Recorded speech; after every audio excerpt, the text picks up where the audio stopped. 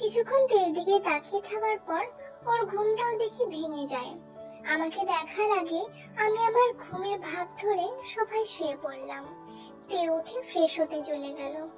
আমিও উঠে নাস্তা করে বাইরে চলে গেলাম ইয়নহু আর জংশুকের সাথে।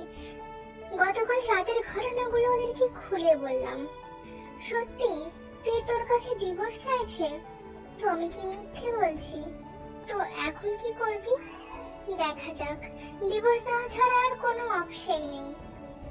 তোদের কোনো উকিল পরিচিত আছে? আমার কাকা আছে। আচ্ছা, আমি তোকে সব কাগজপত্র দিব, তুই তোর কাকার সাথে কথা বলে রাখিস।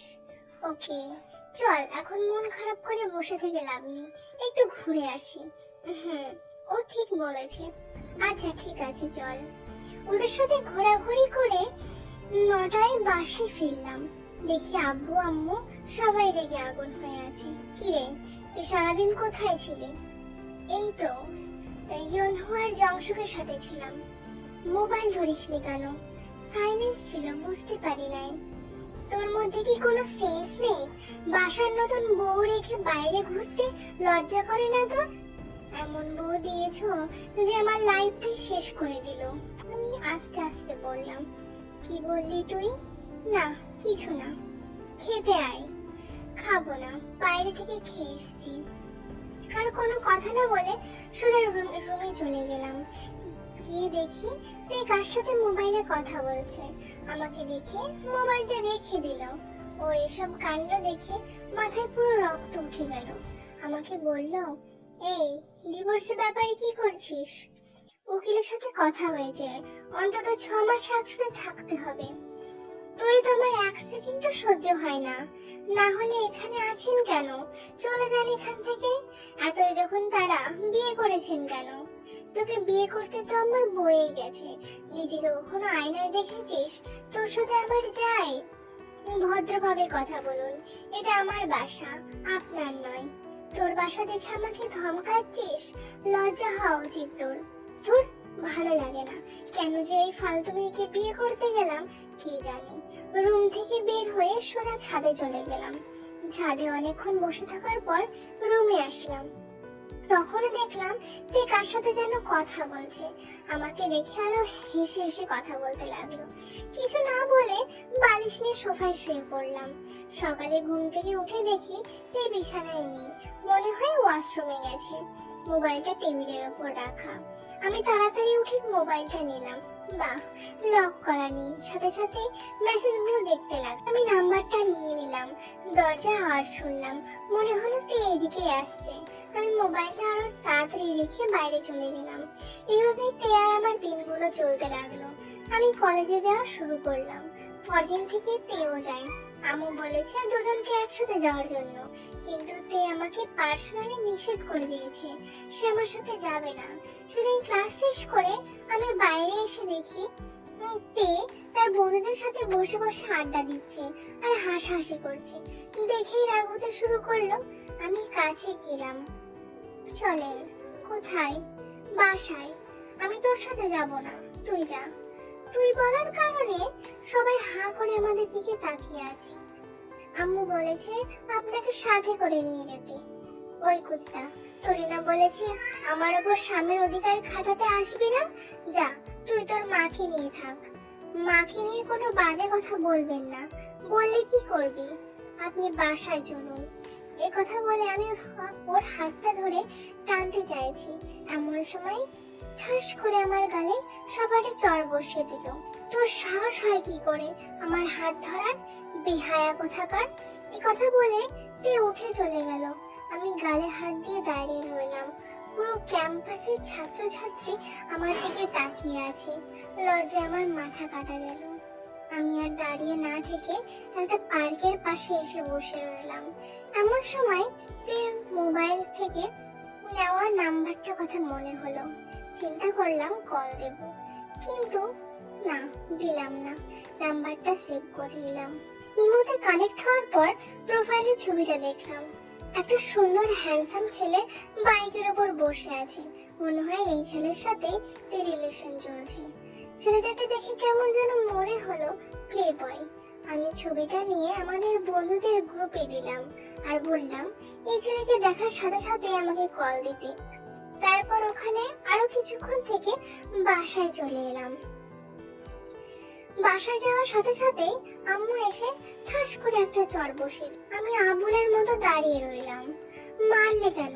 বেশ করেছি, তোকে আরো মারা উচিত। কেন, কি করেছি আমি? লজ্জা করে না তোর? তোর বাসায় বউ রেখে অন্য মেয়েকে নিয়ে পার্কে ঘুরতে? মানে কি বলেছে এসব? তোকে আর একটা মেয়েকে একসাথে দেখেনি? তোকে নিষেধ করার কারণে তুই তেকে সবার সামনে মেরেছিস? শুনে আমার মাথায় আকাশ ভেঙে পড়লো। আম্মু, আমার কথাটা শোনো। চুপ কর, আমাকে আম্মু বলবি না। আমি কোনোদিন চিন্তাও করিনি তুই এত খারাপ হয়ে যাবি। আম্মু, সব কিছু মিথ্যে কথা। আমি জানি, তুই যা, আমার চোখের সামনে থেকে যা, তোকে যেন আর না দেখি। ধুর, কার মুখ দেখে যে ঘুম থেকে উঠলাম কে জানে। অপরাধ না করে অপরাধী হয়ে গেলাম, নিজের মাও বিশ্বাস করছে না। ব্যাগটা নিয়ে বাইরে চলে গেলাম। অনেকক্ষণ বসে থাকার পর দেখলাম রাত অনেক বেশি হয়ে গেছে।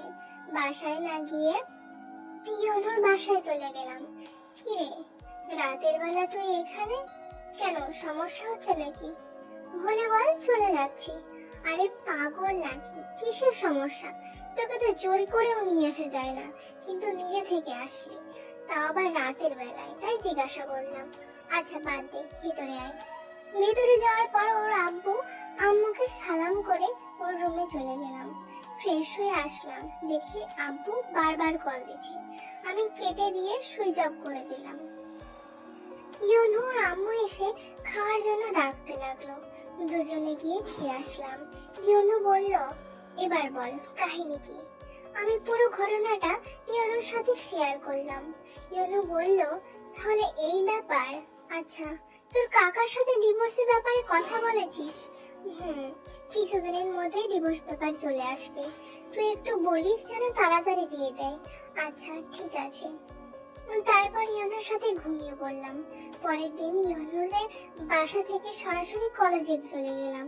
ক্লাস করতে ভালো লাগছে না, তাই বাইরে এসে আমি ইয়নু আর জংশুকের কাছে গেলাম।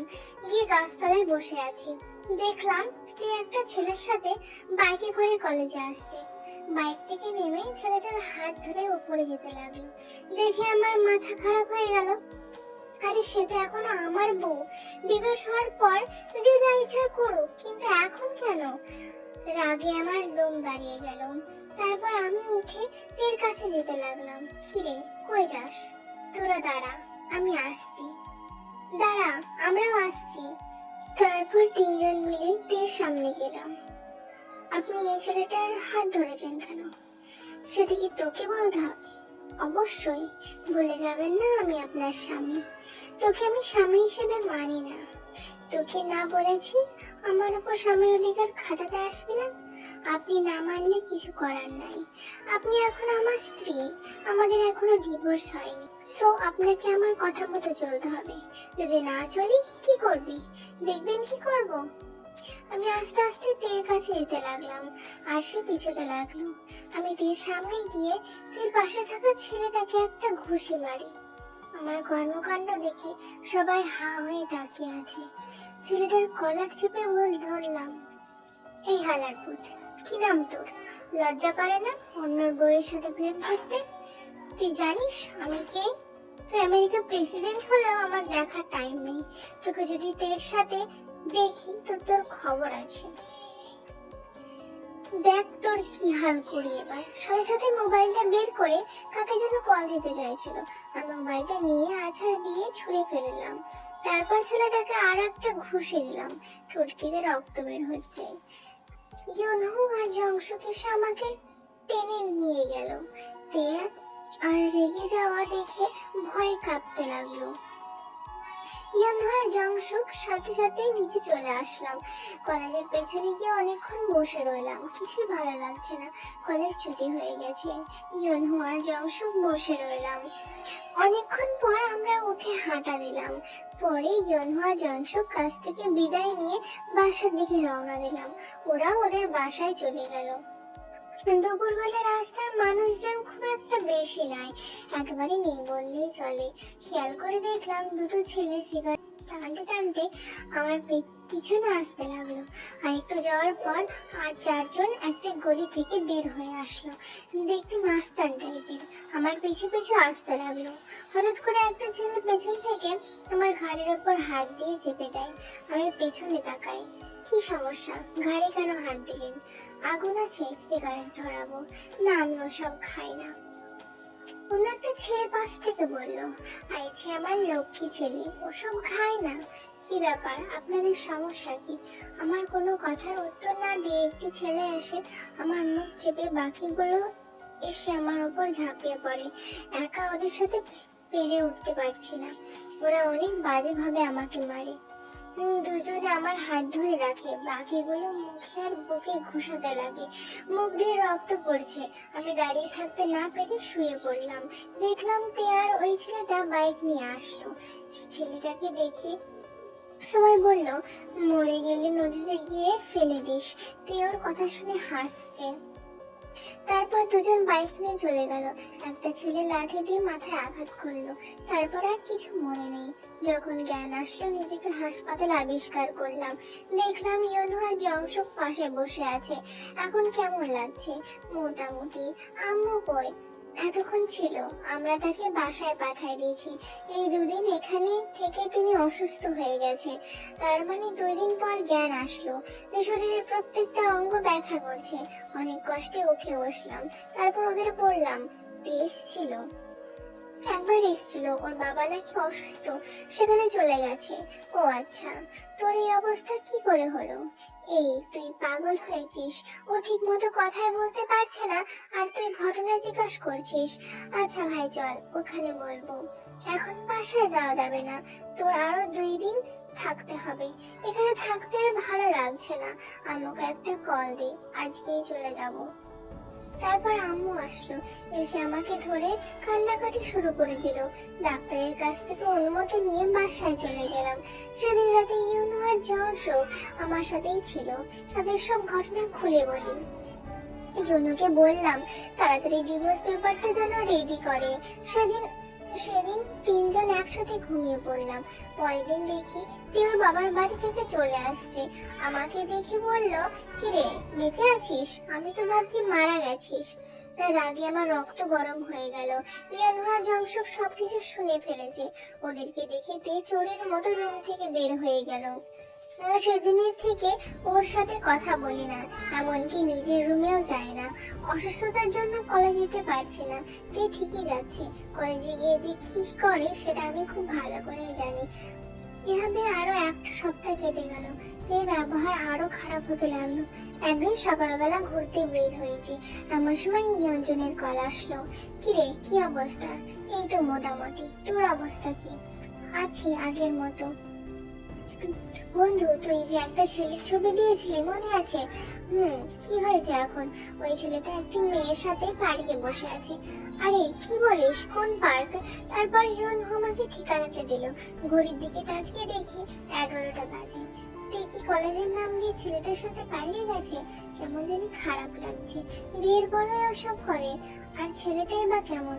অথচ মা এর কথা শুনে আমাকে অবিশ্বাস করে। না, এত কিছু ভেবে লাভ নেই। আগে পার্কে যাই, দুজনকে একসাথে কয়েকটা ছবি নিই, তারপর আম্মুকে দেখাবো, সহজেই ডিভোর্সটা হয়ে যাবে। তাড়াতাড়ি পার্কে গেলাম। ইয়ঞ্জন সেখানে দাঁড়িয়ে আছে।